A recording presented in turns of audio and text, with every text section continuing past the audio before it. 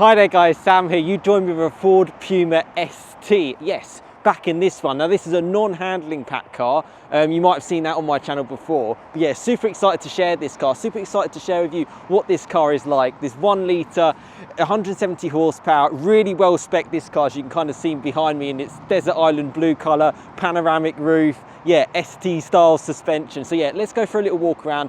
Let's chat about this car. Really interested to compare it with the suspension to the handling pack. We'll go for a point of view and we'll go for a little bit of a conclusion of what is the best selling car in the UK, the Ford Puma. This is the full-on ST. Let's see what it's all kind of about. And yeah, really super excited to share it. So yeah, let's get straight on to this one.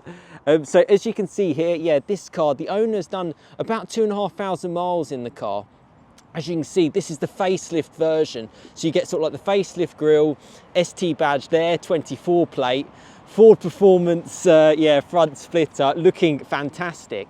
But unlike the handling pack that you may have seen, this car, it just doesn't have sort of like the same sort of suspension. So I'm really curious to know if it's how soft it is or how firm it is. You get the silver wheels instead of the black ones as well, still on the Continental Sport contact tyres. You get black door mirrors here. This owner's also specified the panoramic roof, which looks great.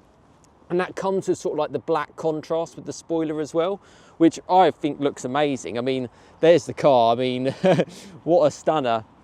And obviously we'll go for a good little drive in this car, get a feel of what it's like. And that's kind of the main part about it too. You get sort of like the Puma badge at the back, twin exhaust pipes too, sort of shown there. And yeah, it's just such a cool little quirky car, which, you know, there's a reason why they've sold so many in the UK and why it is the best selling car, the Ford Puma. And if you're going to do it, go for potentially the best one, particularly now where it's got that 1 litre engine, the 170 PS. It's plenty economical enough. It's in obviously, yeah, it's got so many little benefits to it. And actually to have sort of like the specification like this with a panoramic roof, which lets so much light into the cabin, is really cool. Because that was one thing when I checked sort of like in the rear, it can be a little bit dark in the Puma, and we'll sort of show, well, I'll show you exactly what I mean with that. But yeah, looks are obviously all subjectives with the ST styling, but you get sort of like the new lights at the back. Yeah, you can see those lights and yeah, how they look.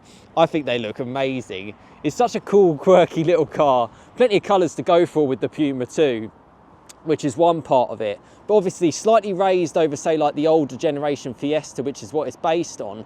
But with firmer suspension with the ST. You get ST red brake calipers as well. Yeah, Continental Sport contact tyres, ST suspension, but not like the KW ones that you may have seen on my previous video on the handling pack. And with the facelift, you get sort of like the new facelift, the Dine, the facelift front. And again, if I unlock it again, you get to see the lights. Those LEDs look nice and bright with the desert island blue paint. Yeah, really special. Gloss black as well, which is quite nice actually. Like, it's not like cheapy type plastic. It feels really good. And the black door mirrors look nice. Tinted rear windows, and then that pan roof with the wind buffeting. But I'll show you what I mean in terms of in the actual back. It can be quite dark back here, but with the actual, you get sort of like split in terms of the blinds, which I didn't know. So you can actually sort of change it on both sides for the drivers and the passenger. This with the pan roof open, it's sort of making it darker there, but it does let out a lot of light in. You get nice seats with plenty of space. You get the performance seats as well. And one part as well, which was part of the handling pack, which is not part of normal STs, if we go into the car, is the fact that it reverts to the original steering wheel. And it's quite like a thin rim, and I'm looking forward to kind of getting up to speed with this one. You get the new infotainment as well as part of the facelift, with only an automatic gearbox for the STs now. ST badge shown there, Ford Performance seats, looking brilliant, I have to say. Manual handbrake, I've always found these super comfortable. Ford Performance side seal on the side. Nice little gloss black parts here and there around it. Even just down the centre, that's quite nice. You get sort of like the sport button on the wheel, and sort of like the black paddles as well to play around with. And yeah, you get the Ford Performance shown there. If we turn it on for a second, what you can do is we can then shut the pan roof, and there you go. And suddenly the roof is done. And you just get a little bit more light in with the cabin. I mean, you can see how much it changes when you actually sort of shut it like that. And I love how you can interchange it between both passengers. I think I'd definitely have it open all the time. And then, yeah, as part of it, you get these, the new infotainment, you get the indicator stalks and like a few things on the left now. You don't get anything on the right. You get the sport buttons. You know, you've got pretty much all the creature comforts you'd ever really need or want. One thing that was super cool that I shared a little bit last time as well is the camera for the parking. It's almost just like a full like area view. It really does give you a lot of sort of like abilities to sort of see where you are in the camera. And I just think that's a really nice little feature actually. And yeah, works really, really well. Works really, really well. And yeah, you can even see like a leaf moving across, so that's cool.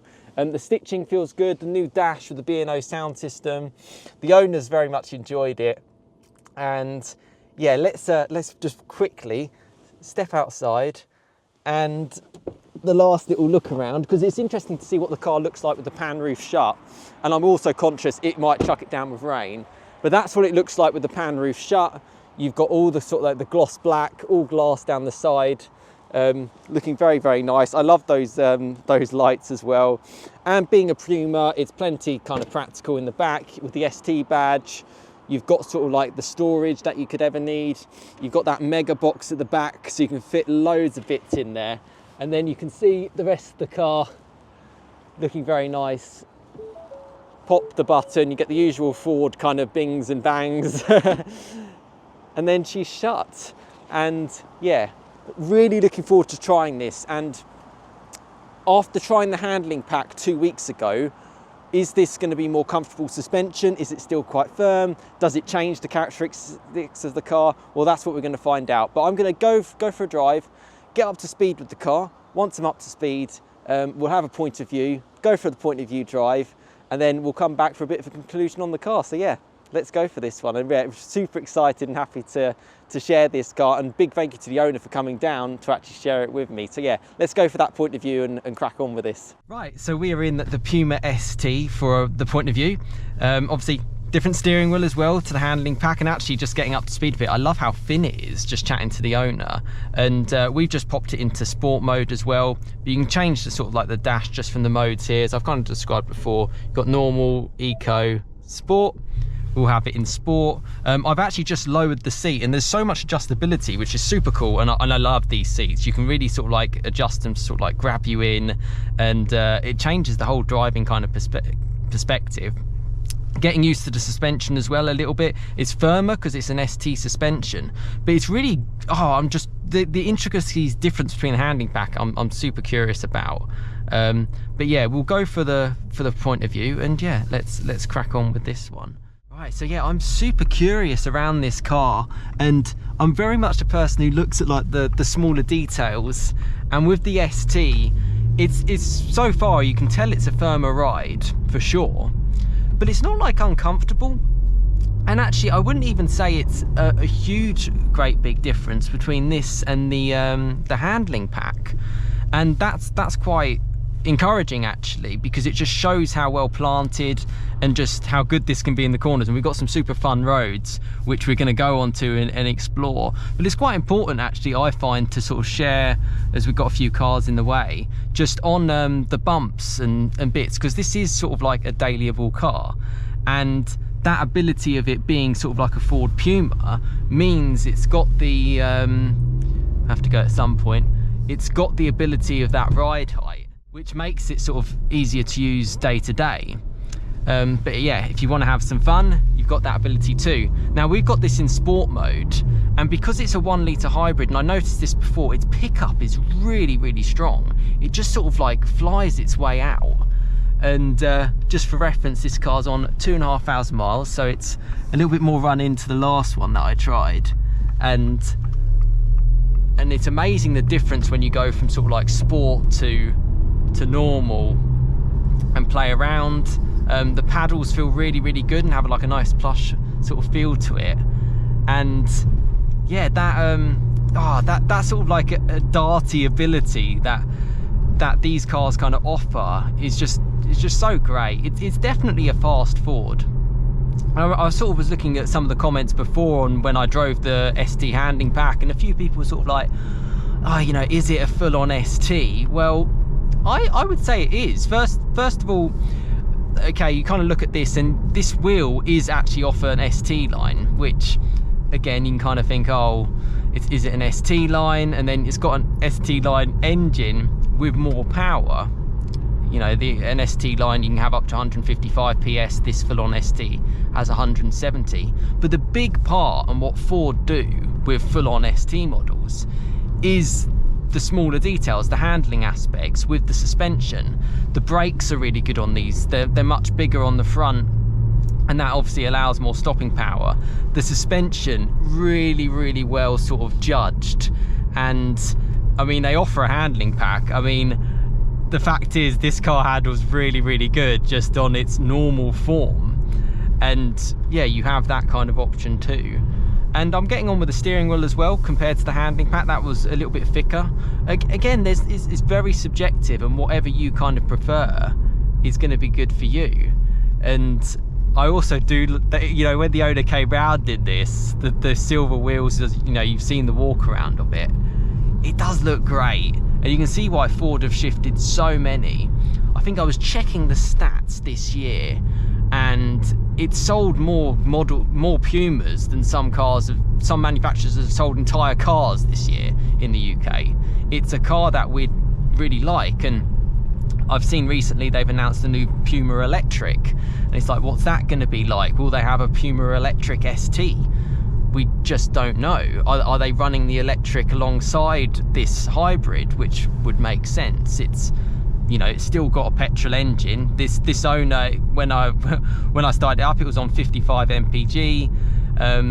When giving it a little bit, some in sort of like the city, the owner said it drops down to sort of like 46, which is really good. And that's because it's a 1 litre 3-cylinder. You know, it's got the best of both worlds. You've got that economy, and yet you've still got a fun little hot hatch. And yeah, definitely sort of like smiling factor. I think I'm certainly noticing the more time I'm driving this car, because I drove this off camera just to get here before I started the point of view, it takes the edge off of if you were to go for the handling pack. I know I keep talking about the handling pack, but that's just because I drove it on these exact roads back to back 2 weeks ago. And if you're curious about which one to go for, hopefully my sort of thoughts will help you out on that. But I don't feel like I'm in this going, oh no, it's now not going to handle. You know, I feel like it's got a good front end to it. And ultimately, it's the same size diameter wheels. It's the same tyres, the Sport Contact 7s. You know, it's got a lot of the same stuff as we sort of avoid round all these bumps and bits. But there's some twisty roads up ahead for us to enjoy. And yeah, this is the car to enjoy it in. In terms of sort of like changing through the modes while we're in sort of like the 40-mile-an-hour section, it's really easy to do. You don't really have to kind of think too much. You've got the navigation sort of like on the side, and you just pop it once and it'll go to normal. I actually am always someone who prefers either or, so I'll either go sport or I'll go eco. Because it's just the way the throttle response kind of changes, and obviously it's going to change because being an auto, the gearbox sort of is just a little bit more sluggish, to obviously save the economy. The steering goes a lot lighter actually, I'm just noticing that now, and I kind of like a direct steering feel. This is fine if you just want to sort of cruise around. You can press the sport button again and it will just go straight to sport, but obviously on here you can just pop it into eco, and it's like, it goes all green, very smooth. The suspension stays as it is all the time. There's no adjustable suspension. You know, you don't get that as part of it. You have to sort of like, the throttle response isn't as responsive. You get that extra sort of like lag, but then that's kind of what you want when you're just cruising and you want to save the economy and make things easier. But we'll stick her into sport, and what you can also do is you can pop into sport on the gearbox as well, and what that will do is that will just sort of hold the gears a lot more. And just sort of navigating through other larger cars on tighter twisty roads, these Pumas, they're just awesome. They just work on the road where cars are getting larger and, well, just so much tech around. To be fair, it's probably too much tech. It's nice to have a car which just fits, and yet, you know, I found it from the previous owner of the Puma, you can cruise on the motorway and it's fine, and it still works, and yet you can nip around in it, and it's great. Yeah, I'm having a having a fantastic time in this car. And certainly with the panoramic roof is an option which I can recommend. I noticed it as soon as I sat in with the owner and chatted to him, and the moment we manually sort of pushed the blind back, it just lets so much more light into the cabin. And that sort of split section for your rear passengers as well is quite nice, so they have the option, and it lightens things up with it potentially being a little bit darker back there. But it's great to really spend the time and get a proper feel for this car. And you know, I've driven an ST line before, an ST line X. We'll pop it into sport mode on the gearbox. And obviously that suspension is even softer, but still has some sporty elements to it, which is nice. But we'll go manual on the gearbox just to see what that's like. I love that sort of boom sort of aspect. And it's got some punch. It really, really has. Brakes are good. Oh, really direct on the steering. Yeah, it's definitely more comfortable than the handling pack. Yeah, actually you can really notice it on these kind of roads. But I don't feel like, it's not good in the corners. But I'm definitely noticing it's on that. This is when you notice it. The KW suspension. Yeah, it does. It's not just a gimmick. Right, so let's go on this little blast. We'll knock it down. Oh, they're so good, these cars. And it tucks in, and it is a greasy, damp day as well, so traction can be difficult. But 170 PS is enough for this kind of like type of car. And actually just playing around with the gearbox, it's really responsive actually in manual mode. It's got some pickup, and you definitely feel a little bit more roll in with it not being handling pack. But for what people need and what people were after in an ST, I mean, it's definitely got a lot going for it. And the benefits ultimately of having a little bit more roll will give you that more comfortable suspension sort of day to day, being sort of that fixed setup. And I can get a good feel of the front end. But yeah, you know, I'll share my authentic thoughts. Having really been recently, I really did feel the front end on the handling pack. I really did. Yeah, it's just in general, it felt that extra more connected. You know, it's not just a word of like, oh, you know, it's going to be, you know, well, they've named it for that reason, so that it's going to have that extra go for it. When I've tried the ST Line X, I liked how that car also has quite firm suspension, but it's a bit too floaty, whereas this sort of gets that balance back of being worthy, kind of like a full-on ST. And I'll definitely have to, yeah, I'll spend a little bit more time in this car, just getting up to speed with it, have a little bit more of a think, and yeah, we'll kind of go from there. But I might try this road once more because it's quite a fun road, and we'll take it from there. Right, we got national speed limit, we got a clear road, and actually I think I've worked out a little bit about sort of the lag on the response. It's because I had a few of the assists on, the lane keeping assists. I think it was slowing it down. But yeah, we can really see what this car is like on this national speed limit road with some clear ground, pheasants in the way and lorries, unfortunately. But I'm finding it really good with the gearbox because I'm sort of, it's listening to me as I'm pressing it, and it's doing the right parts, and it's soaking up the bumps really, really well. Oh, it feels really good. yeah, really, really good. And actually the owner was just talking to me about, this is great, because you can get this 1 litre 170 PS pre-facelift, so it doesn't have the dash and stuff, and that drove pretty much exactly the same as this, I've got to say. It's just the tech that you're getting. Yeah, this feels brilliant. You get that benefit with the extra comfort over the bumps, over the potholes, over the handling pack, and it's still fun on these roads. And with the brakes, it really feels adjustable. Like the whole car kind of pivots around you, and you get a nice little bit of noise. And that's, the brakes are going to be the big thing over, say, like an ST line. Yeah, this is mega. Really, really nice feel, and that's sort of like our little stint. But then the great thing is you can then just sort of knock it into like eco or normal, and the whole car can just settle down. So we just pop it into eco, and there you go, everything goes back to kind of like cruisy mode and nice and simple to use. But yeah, I'm going to gather my thoughts a little bit more. We'll have a bit of a conclusion on this super cool 2024 Ford Puma ST, and yeah, we'll go from there. And that's a great example there, tight road, big vehicles, this small little width.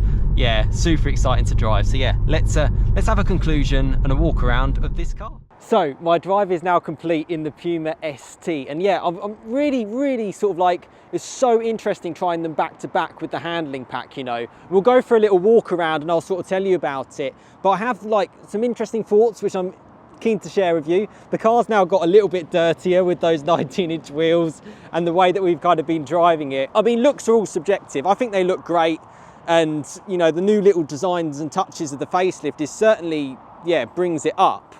And the one thing I have to say, it feels comfortable. The only thing, it feels a little bit too much ST line. That's just the honest truth. I feel like with the handling pack makes it more into an ST. That's kind of how I feel, particularly with the engine not having as much power as, say, the 1.5.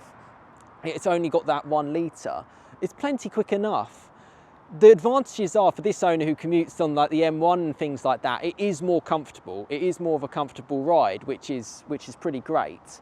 And that's sort of like a positive on that front. But is it enough to be a full ST? I'm in two minds. I'm interested to know what you think in the comments, because it is a community channel, and let me know what you think, and I'll certainly help you out from that front. Certainly going around it and looking at it, it looks great. It looks like an ST with that pan roof, the black roof and the black spoiler, and those sort of new adjusted lights as well look really cool. And yeah, it's a special little car with real exhaust pipes, which is great to see in 2024 too, and the ST badge and the Puma badge, and with the infotainment too. It's a cool little car, and it still is, it's Puma practicality, isn't it, at the end of the day? But you can see that extra light that you get from the pan roof. That's sort of like a big step up. I'm a big fan of these seats. It feels really great. The wheel was perfectly fine as well, but the wheel is obviously the same as off an ST line, and same with the infotainment. So is it unique enough to be an ST? Obviously the seats being Ford Performance is pretty cool, so that's positive. But it's just one that's quite subjective actually, and you'll have to kind of decide for yourself on that front. Get involved in the comments. I've really enjoyed my time with this Puma ST. It feels great, it's great to drive, really fun. But if you want that extra level of firmness, the handling pack is the way to go. But as an all-round daily, you can't really beat a Puma ST. And yeah, do I miss the 1.5? A little bit. I do a little bit, and even the manual a little bit too. But as a car for everyone, you can't really go wrong with these Pumas. And yeah, it's been great to experience it, and big thank you to the owner for sharing me this car. And yeah, get involved in the comments and I'll be able to help you out further. But yeah, thanks for watching everyone.